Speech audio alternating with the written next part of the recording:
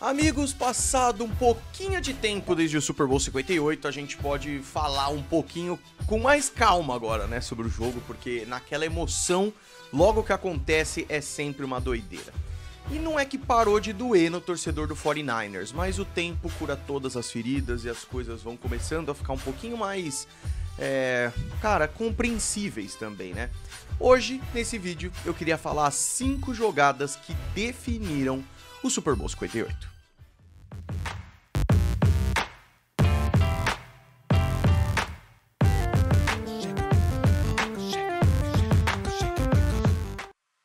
Sejam muito bem-vindos ao Golim Sports, meus amigos. Eu adoraria falar que o fumble do Isaiah Pacheco logo no começo do jogo, que a interceptação do Patrick Mahomes, que o passe do Jauan Jennings para touchdown do Christian McCaffrey, que foi uma lindeza. E, inclusive o Jauan Jennings fazendo um caso excelente para ser MVP da partida. Ou que a campanha do Purdy para virar a partida para 16-13 depois de tomar a virada para os Chiefs. Eu queria dizer que essas jogadas puderam definir o Super Bowl 58. Mas não definiram. Porque o que definiu esse Super Bowl 58? Os erros-chave dos 49ers para dar a vitória para o melhor time em campo, o Kansas City Chiefs. E é isso que eu queria falar para vocês. Quais foram as 5 jogadas que, na minha opinião, mudaram esse jogo? E que se não tivessem acontecido, eu consigo apostar uma grana que seria vitória do San Francisco 49ers. Inclusive, esse vídeo é patrocinado pela KTO, a casa de apostas parceira do Golim Sports, em que eu fiz uma aposta, cara. Eu apostei Chiefs campeão, eu apostei Mahomes passando das 250 jardas passadas e Christian McCaffrey fazendo 2 touchdowns com uma odd 13.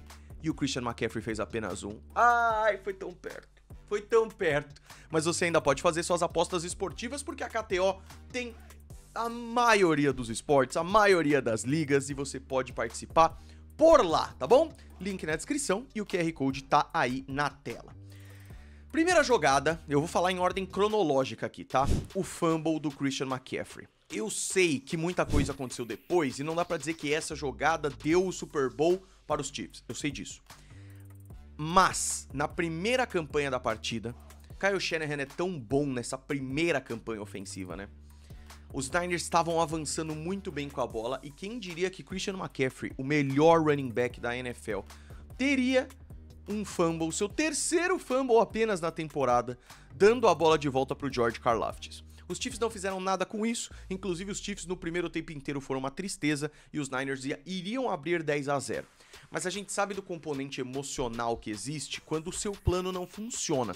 Então eu acho que para começar esse fumble forçado do Léo Chenot, que aliás jogou muito na partida, a gente vai falar mais dele, já mostrou que a defesa dos Chiefs tinha força.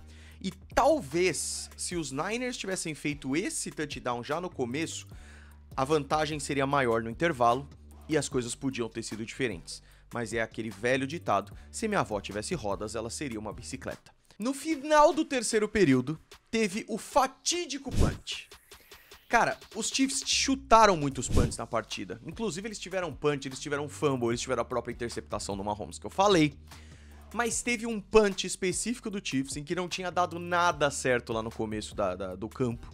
Os Niners já estavam prontos para entrar e podiam fazer um estrago, porque o jogo ainda estava 10-6 e os Chiefs não conseguiram fazer nada com a bola. E aí a bola bate no calcanhar do cara do Niners. Aí o Ray McCloud, vendo isso, tenta recuperar a bola. Na hora eu até falei assim, não! Ray não encosta na bola. Só que ela já tinha encostado no jogador do Niners. Então é óbvio que ele tinha que recuperar. Não conseguiu recuperar e a bola foi recuperada pelos Chiefs, que uma jogada depois viraram a partida. Um jogo que começou 10-0 foi para 10-3, 10-6, porque os Chiefs não faziam touchdown. E essa jogada, uma jogada depois, os Chiefs conseguem fazer o seu primeiro touchdown da partida e viram o jogo. 13-10, e isso aí definiu muita coisa. O extra point bloqueado de Jake Moody. Ah, coitado do Jake Moody, cara. Ele fez 2 field goals, mais de 50 jardas na partida, sendo o primeiro deles um recorde da história do Super Bowl. Eu torço pra Michigan, eu adoro Jake Moody, mas ele não mandou bem na temporada, ele errou um chute em cada um dos últimos 5 jogos que ele teve nessa temporada, incluindo o Super Bowl. Aí ele vai, bate o recorde fazendo um chute de 55, que depois o Butker quebrou, fazendo um chute de 57, e aí o próprio Moody faz um chute de 53 e ele acerta os dois. E qual é o erro do Moody na partida? Um extra point bloqueado. E mais uma vez, Léo Chenol, né? O jogador dos Chiefs que foi o melhor avaliado pelo Pro Football Focus no Super Bowl inteiro, faz o bloqueio. E apesar da gente poder enaltecer o Léo Chenol, foi um chute baixo, né? Extra point, cara, é um chute curto. Você faz o que eles chamam de cheap shot. Você faz o chutinho alto, encobrindo, você não precisa de força mesmo, e acabou. Você ser bloqueado no extra point não pode acontecer. Erro do Jake Moody. E vamos ser sinceros, um ponto, aí a gente começa a entrar naquele monte de C. Ah, e um ponto, o Mahomes não poderia ir só pro field goal depois pra ir pra prorrogação, ele teria que ir pro touchdown, mas é o Mahomes, ele poderia ter feito o touchdown. Não dá pra saber, são todas elucubrações, mas no fim das contas, cara, o bloqueio do chute do Jake Moody atrapalhou o Niners também. Aí beleza, 16-13 para os Niners, os Chiefs vão e fazem 16-16 no chute maravilhoso do Butker para 57 jardas e tal, o jogo tá empatado, bola dos Niners que podem definir numa terceira descida, tananã. E aí vem Steve Spagnuolo. Eu não vou passar esse vídeo inteiro sem falar do cara que pra mim é o maior responsável pelo título dos Chiefs. Mahomes é espetacular, Kelce jogou muito bem, Isaiah Pacheco, Andy Reid, Steve Spagnuolo, pra mim ele foi espetacular do começo ao fim, mesmo cedendo 22 pontos nessa partida. Terceira descida, Brock Purdy pega a bola e o Steve Spagnuolo manda um cornerback blitz, que é quando você não faz o blitz, a pressão com mais de 4 jogadores, com a linha defensiva ou com linebackers, você faz com o cornerback. E é claro que é muito mais difícil porque o corner tá alinhado pra marcar um jogador, então tem que estar todo mundo muito entrosado e tudo mais. E aí o Trent McDuffie entra na pressão do Brock Purdy, ninguém bloqueia ele, porque ninguém tava esperando, e o Brock Purdy acaba meio que se livrando da bola, e os Niners não fazem nada com essa posse. De novo, vai saber o que poderia ter acontecido se não tivesse a blitz, né? É esse tipo de jogada que define o Super Bowl, e o Trent McDuffie, que é um cara que eu gosto muito, inclusive, fez uma jogadaça. E a gente sabe o que aconteceu depois. 19-16 para os Chiefs, para os Niners, perdão, e 19-19 para os Chiefs, que empataram a partida.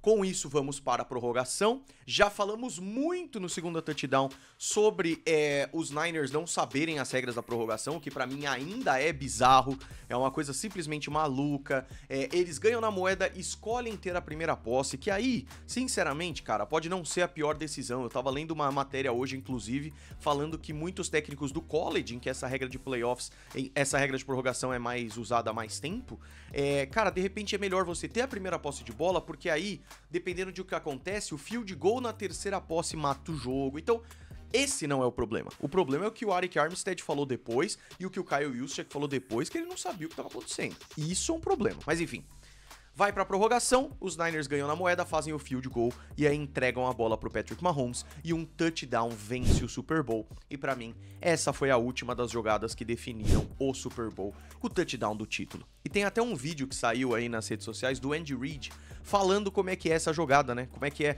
a estrutura dessa jogada. E ele fala 2 tight ends, um running back, um pacote mais pesado, né? E aí o Mecole Hardman, ele sai pra direita, tem a confusão ali nos bloqueios do Niners, que é um trabalho primoroso dos Chiefs, inclusive de bloqueios. E aí o próprio Andy Reid fala, é uma jogada one way. Só tem um jeito de ela acontecer. É bola pro Mecole Hardman. Então ali era uma situação de primeira pra gol. Se o Patrick Mahomes ele sai do pocket e não tem o Mecole Hardman livre, ele ia se livrar da bola ou tentar entrar correndo com ela e ia pra segunda descida. Lembrando mais uma vez pra galera que não tá nessas discussões de NFL que nem a gente. Não interessava o relógio ali porque os Chiefs ainda estavam na sua primeira posse. Era uma primeira pra gol e se o Mahomes não consegue completar ali e o relógio zera, ia virar para mais um tempo de 15 minutos e ele ia continuar com a posse por uma segunda, terceira e eventual quarta descida, tá? De qualquer forma, acabou aí e a jogada do touchdown do título foi espetacular. Xinguei bastante o Kyle Shanahan por causa do negócio da prorrogação, mas o Mecole Hardman, pelo que o Mahomes falou, também não tava sabendo. Mecole Hardman pega a bola e o Mahomes fala pra ele, ganhamos! E ele, sério? É uma loucura, né? E outra, eu sou um comentarista bunda do Brasil aqui falando de NFL. Os caras da NFL não sabem que a prorrogação mudou a regra, pô. Não é só o técnico que tem que falar isso pros seus jogadores, não é? Mas enfim. Essas pra mim foram as 5 jogadas que definiram o Super Bowl 58 e deram o título para o Kansas City Chiefs, bicampeão seguido da NFL, tricampeão na era Mahomes, tetracampeão da liga. E eu quero saber de você, que mais que aconteceu na partida que definiu esse título? Comenta aí embaixo, deixa o seu gostei, a gente se vê no próximo vídeo, um grande abraço pra todos vocês, foi!